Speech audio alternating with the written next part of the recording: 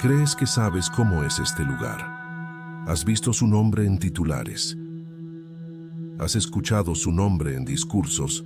Has construido una imagen de él a partir de fragmentos que otros seleccionaron para ti. Y esa imagen, aunque se siente firme, se construyó sin que jamás pusieras un pie en su suelo.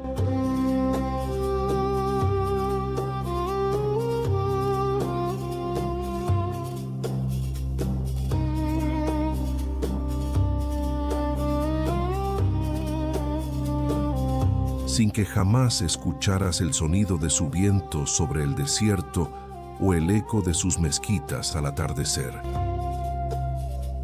Lo que estás a punto de ver no es lo que te mostraron. Bienvenido a Planeta Remoto.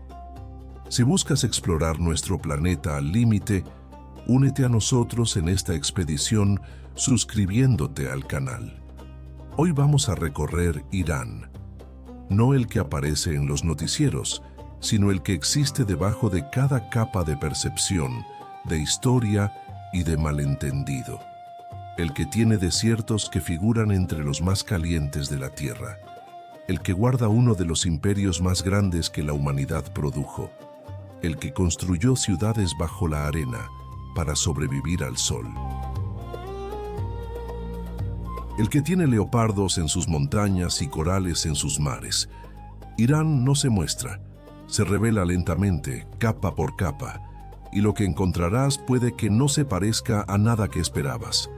Pero antes de entrar al país, hay que entrar al planeta, y el planeta, en Irán, tiene formas que la razón apenas puede sostener.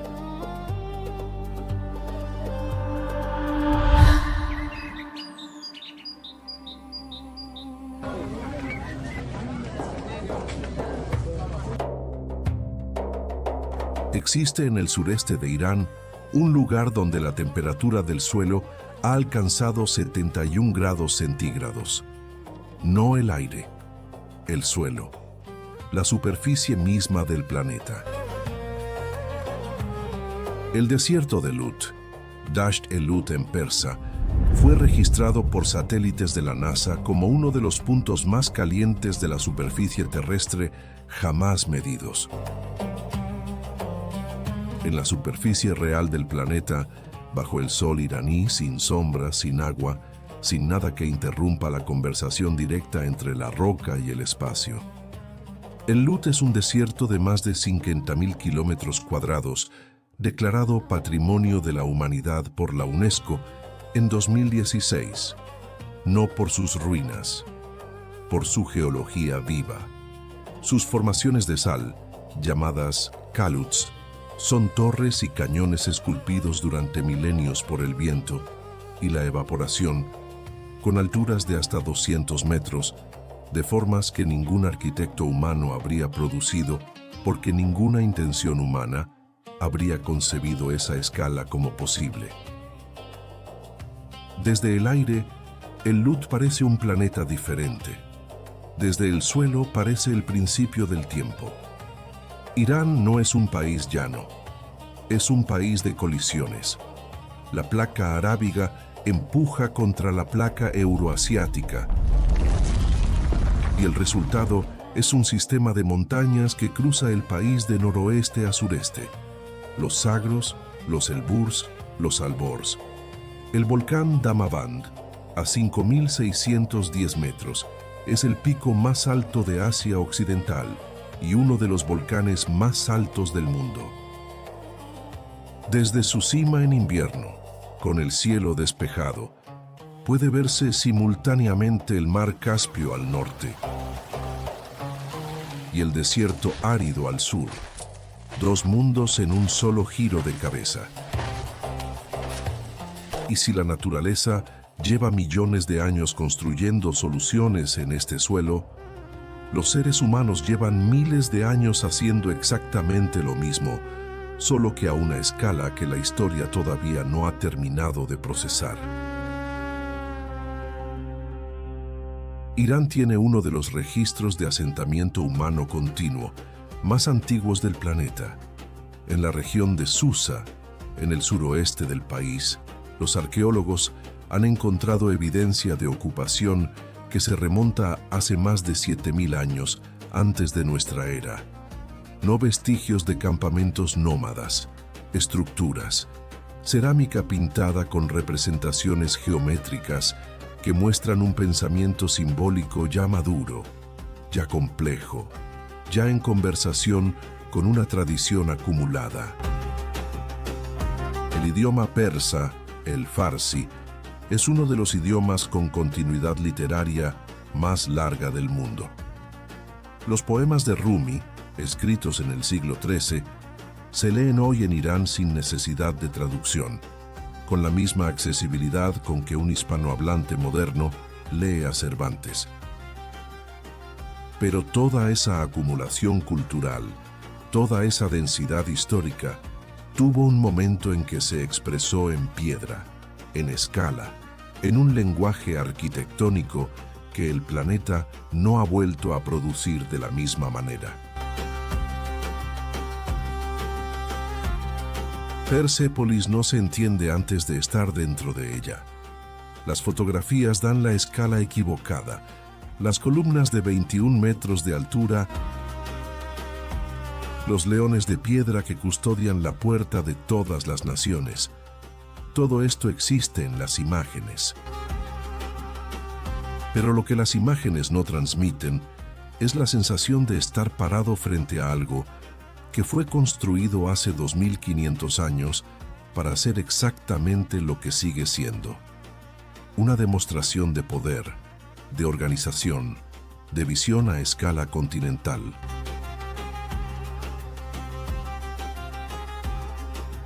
El Imperio Aqueménida, fundado por Ciro el Grande en el siglo VI antes de nuestra era, llegó a ser el más grande que el mundo había visto hasta entonces, desde los Balcanes en el oeste hasta el río Indo en el este, desde el Cáucaso en el norte hasta Etiopía en el sur. 44% de la población mundial de ese momento estaba bajo su administración. No conquistado militarmente en todos los casos, sino en muchos, absorbido a través de políticas de tolerancia religiosa y cultural que fueron para su época revolucionarias. Ciro el Grande emitió lo que algunos historiadores consideran el primer decreto de derechos humanos de la historia registrada.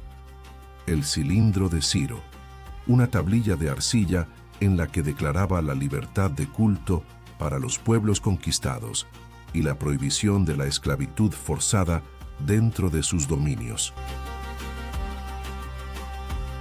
Pero el Irán que nadie muestra no es solo el de las ciudades inteligentes o los desiertos extremos, es también el de los ecosistemas que nadie asocia con este país cuando lo imagina. En el norte de Irán, entre el mar Caspio y los montes Alborz, existe una franja de bosques húmedos subtropicales que nada en la percepción común del país sugiere que podrían existir.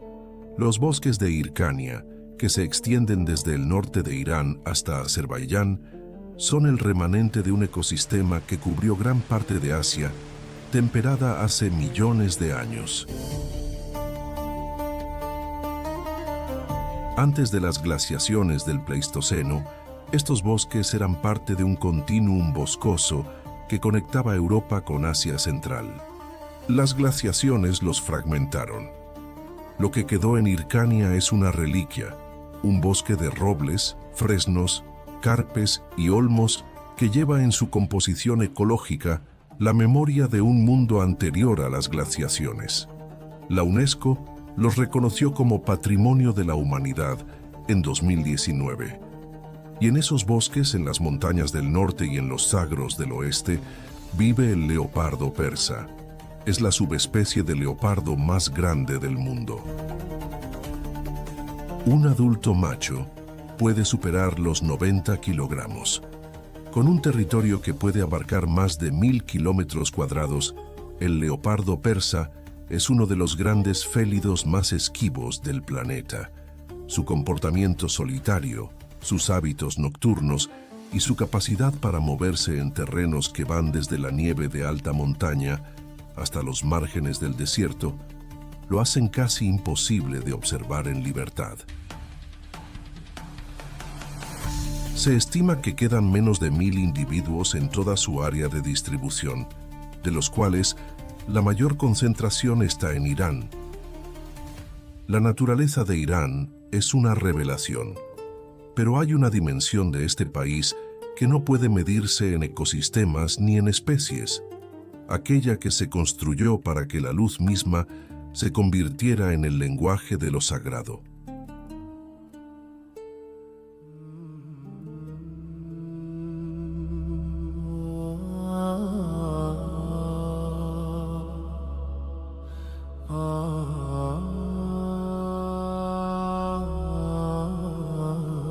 Hay un momento del día en la mezquita Shah de Isfahán, la mezquita del imán, que los fotógrafos conocen y los turistas descubren con sorpresa. Cuando la luz de la mañana entra por las aberturas de la cúpula principal a un ángulo específico, los azulejos de mayólica azul y dorado que cubren cada superficie interior se convierten en algo que no tiene categoría estética clara. No es una decoración, es una transformación del espacio. La luz no ilumina la mezquita, la activa. Los arquitectos safávidas del siglo XVII conocían esto. Lo diseñaron así. Irán tiene una de las tradiciones de arquitectura religiosa más continuas y técnicamente sofisticadas del mundo. Y mientras el interior del país guarda siglos de espiritualidad y arquitectura, sus costas guardan algo completamente diferente. Uno de los cruces más estratégicos del planeta y una biodiversidad marina que el mundo apenas está comenzando a conocer. La isla de Keshm, en el estrecho de Hormuz, tiene un bosque de manglares. No es un error de descripción.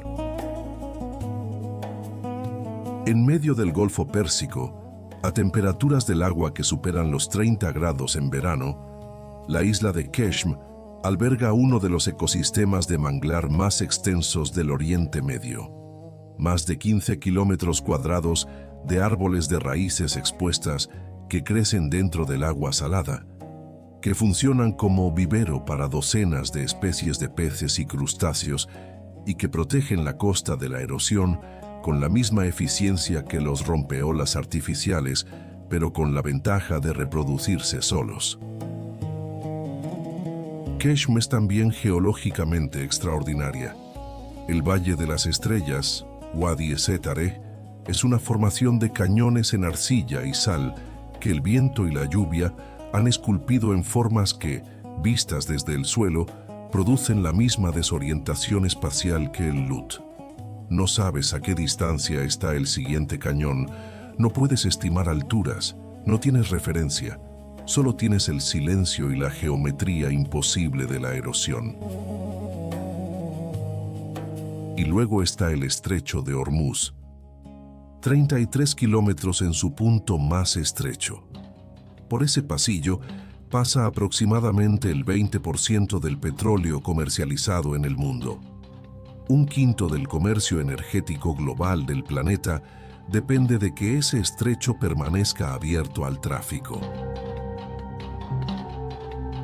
Lo que ocurre en el estrecho de Hormuz no es una noticia regional.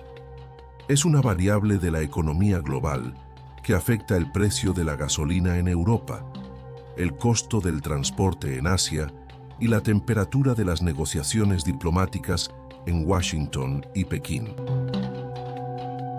Pero si el mar y el desierto representan los extremos geográficos de Irán, existe un lugar donde todos los extremos del siglo XXI iraní conviven en una densidad que puede resultar abrumadora, incluso para quienes lo han visto todo.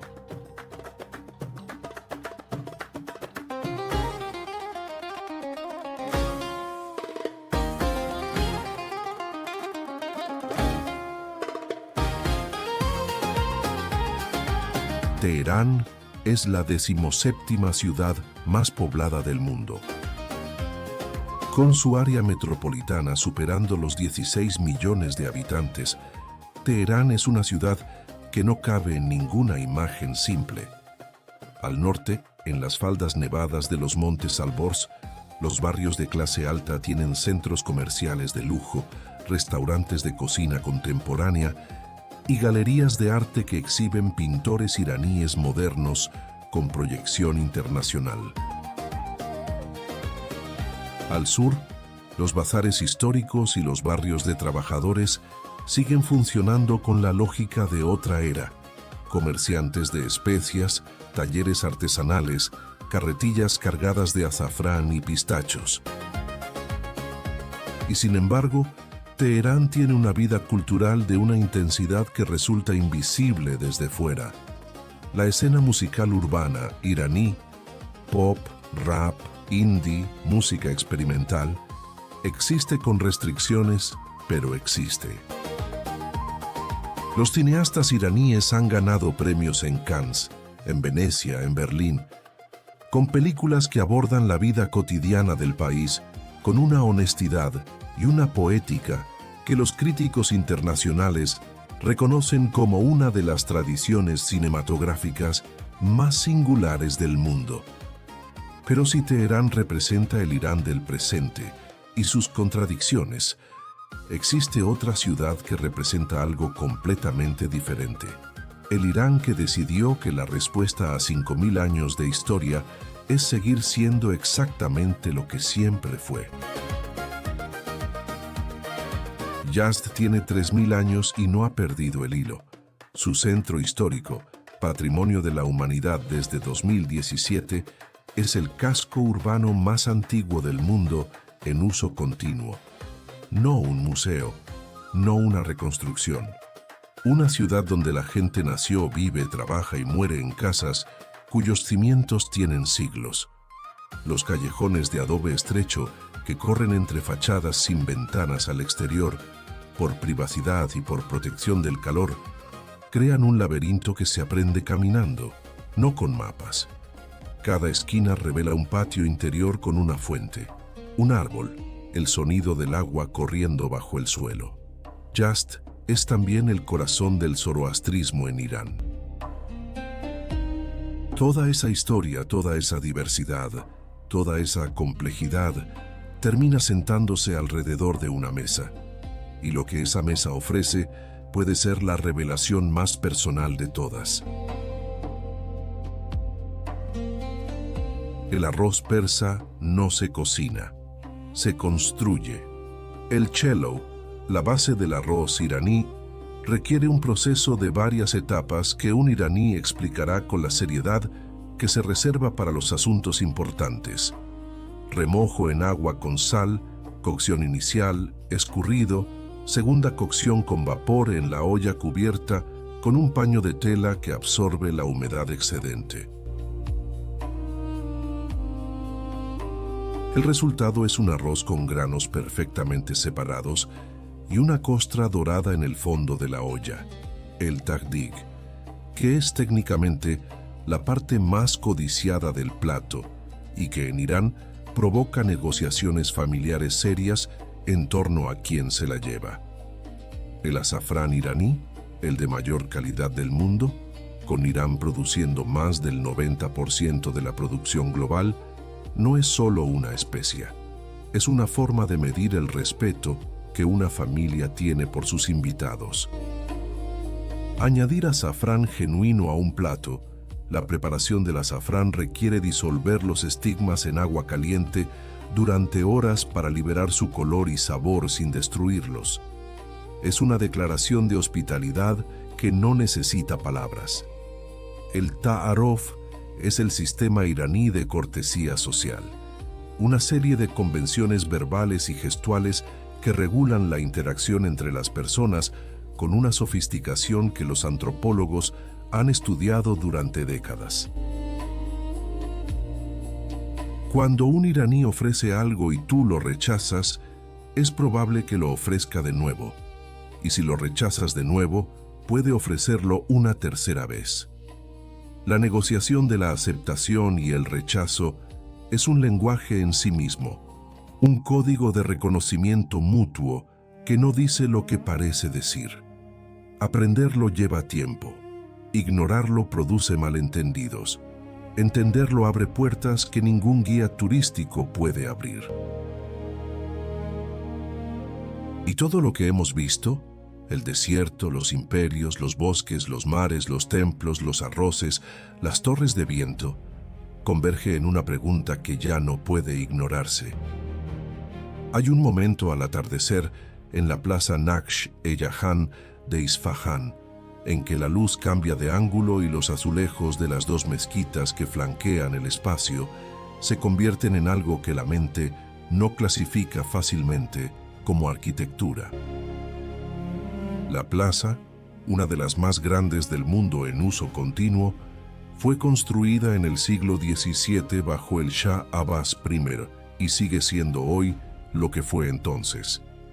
Un espacio de vida pública donde la gente pasea, donde los niños juegan, donde los vendedores de semillas de girasol ofrecen sus bolsas de papel, donde los ancianos se sientan en los pórticos y observan el mundo pasar. Y esa continuidad, ese uso ininterrumpido durante 400 años, es quizás la declaración más honesta que Irán puede hacer sobre sí mismo. Irán tiene el 14º PIB más grande de Asia. Tiene una de las poblaciones más jóvenes y mejor educadas del Oriente Medio. Más del 85% de su población adulta es alfabeta, y la proporción de mujeres en educación superior es de las más altas de la región. Tiene reservas probadas de petróleo que figuran entre las 4 mayores del mundo, y reservas de gas natural que representan la segunda mayor concentración del planeta después de Rusia. Y tiene, sobre todo, una continuidad cultural que pocos países del mundo pueden invocar con la misma honestidad. Las mismas montañas que vio Ciro el Grande, los mismos desiertos que cruzaron las caravanas de la Ruta de la Seda.